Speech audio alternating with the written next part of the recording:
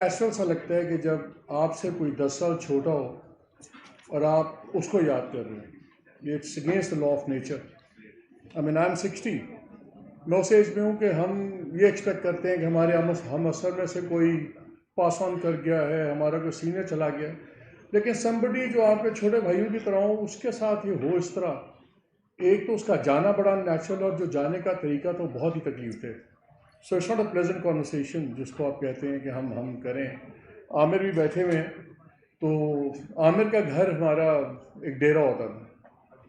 तो because Aamir was happily divorced, तो खुला घर हर वक्त हमारे पास एक्सेस होता था। सो तमाम शादीशुदा दोस्त और तमाम करीबन डिवोर्स वाले दोस्त यहाँ इकट्ठे हो जाते थे आमिर के घर में। तो अरशद इस मामले में सुपर एंड आउट था।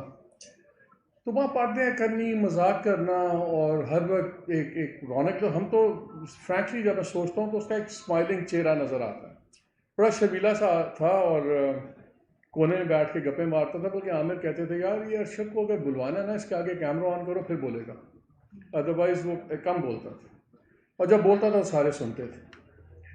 आई थिंक 6 माह से ज़्यादा अरसा हो गया है, और ultimately her cheese becomes a picture on the wall. हम लोग भी एक दिन पिक्चर ऑन द वॉल हो जाएंगे अपने अपने घरों में। अरशद का फ़र्क सिर्फ ये है कि वो तमाम घरों में एक पिक्चर ऑन द वॉल बन गया है। लेकिन it's only a matter of time कि डस्ट ऑफ टाइम सेटल करनी शुरू कर देती है, जितना मर्जी हम करें। सो हमारी रेस अगेंस्ट टाइम है।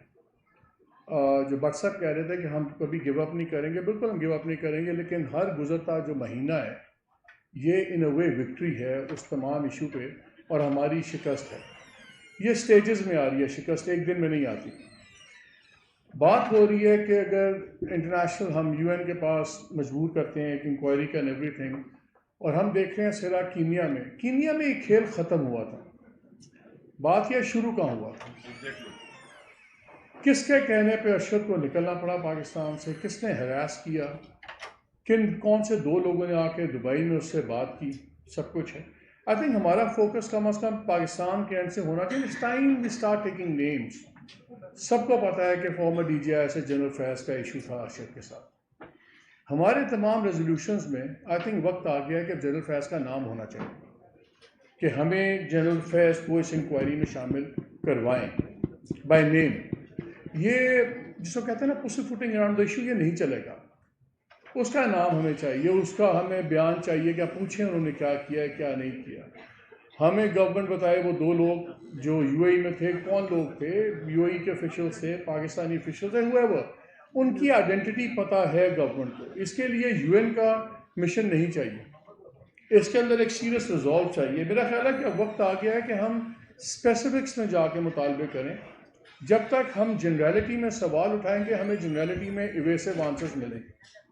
So we need to get more aggressive, more to the point, and very unforgiving in matter of Arshad. वरना कल अरशद था, मैं हो सकता हूँ, आमिर हो सकता है, एनीबडी कैन बी नेक्स्ट। कितनी बारी हमने पहले काले बैंड्स लगाए हैं। मैं ये तो नहीं कहूँगा कि यार ये अच्छी बात है बुरी बात है, लेकिन शायद कुदरत ने इतना बड़ा नाम दिया सहाफ़त को कि वो रैली क्राई इतनी स्ट्रॉन्ग है कि वो कोई और होता तो शायद इतना बड़ा इशू बनता ना। So maybe this is time कि ये इसको एक टर्निंग पॉइंट बनाया जाए, और इस ट्रेजिडी में से, इस दुख में से एक पॉजिटिव ये निकाला जाए कि ये एक डिसाइडिंग फैक्टर हो जाए, ये एक रेड लाइन बन जाए जर्नलिज्म के लोगों के साथ जो हो रहा है। So I think we need to get very specific in our resolutions also. We should name and shame people, we should ask questions very directly, बजाय इसके कि हम दाएं बाएं करें। और जहाँ तक प्रेस फ्रीडम, ये हरासमेंट का वाले, देखिए आई वाज मेंबर जो जॉइंट एक्शन कमेटी थी, जब हम नेगोशिएट कर रहे थे लास्ट गवर्नमेंट के साथ ये लॉज के ऊपर, जब ये वो बन रही थी आपकी मीडिया डिस्ट्रक्शन अथॉरिटी बन रही थी, तो इवन फेक लॉ की कोई डेफिनेशन नहीं थी, और उसके ऊपर हमने इनको पूरा एक बना के दिया डिफरेंट दुनिया के लेके examples and we could not agree with the government के फेक लॉ की फेक किसी गाड़ी के पीछे खड़ी है उसको उधर से उठा ये NF403 जिसकी गाड़ी है वो जरा हटवा दें, वो जरा बाहर जाके वो ब्लॉक कर रही है किसी की कार NF403। सो बाकी चीज़ें तो होंगी। I don't want to dilute कि जो अरशद पे बात हो रही है। और जहाँ तक डिजिटल हरासमेंट का, आई थिंक एक तो हमें डिजिटल कैपेसिटी बढ़ानी होगी जर्नलिस्टों की। ऑर्गेनाइजेशंस तो कुछ नहीं कर रहे, मे बी हमारी जो ट्रेड बॉडीज़ हैं PFUJ है, बाकी हैं, यही कोई चीज़ें ऑर्गेनाइज कर दें, ट्रेनिंग्स ऑर्गेनाइज कर दें, डेटा माइनिंग। अब मेरे पास कई बच्चे आते हैं एंड द यंग रिपोर्टर्स, उनके पास फॉर्मल ट्रेनिंग डेटा माइनिंग की नहीं है। So unless you don't know कि डेटा माइनिंग कैसे करनी है, तो आप डिजिटल वर्ल्ड की इंफॉर्मेशन का फ़ायदा ही नहीं उठा सकते। और बाकी हरासमेंट तो आई थिंक वरीदा की बात बिल्कुल ठीक थी कि इसको ट्रोलिंग कहना ट्रिवलाइज करने वाली बात है। जैसे वो सेक्शुअल वायलेंस के केसेस होते हैं, रेप के केसेस होते हैं, तो उसको कह देते हैं जिनसी ज़्यादती। जिनसी ज़्यादती नहीं है, उसको कहें जना है, उसको कहें जना बिल जबर है, वो जिनसी ज़्यादती करके आप उसका डाइल्यूट करते हैं impact. So I think words are very important. और हम तो कमाते ही लफ्ज़ों का खाते हैं, या लिखते हैं या बोलते हैं। सो आई थिंक हमारा तो रिस्क लगा हुआ है लफ्ज़ के साथ, तो हमसे ज़्यादा हुर्मत ना किसी को पता है, ना शायद होनी भी चाहिए।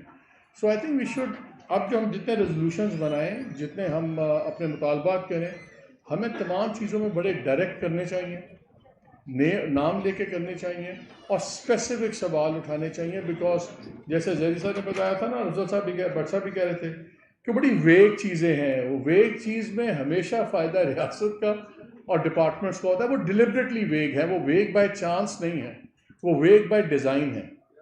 बिकॉज उनको वेग रखा जाता है, नेशनल इंटरेस्ट, नेशनल सिक्योरिटी। इसी तरह ये जो है वायलेंस को हरासमेंट कह देना, ट्रोलिंग कह देना। सो मैं यहीं पर ख़त्म करूँगा। और all I want to say about Arshad is के we've lost a very fine young man, we've lost a brother.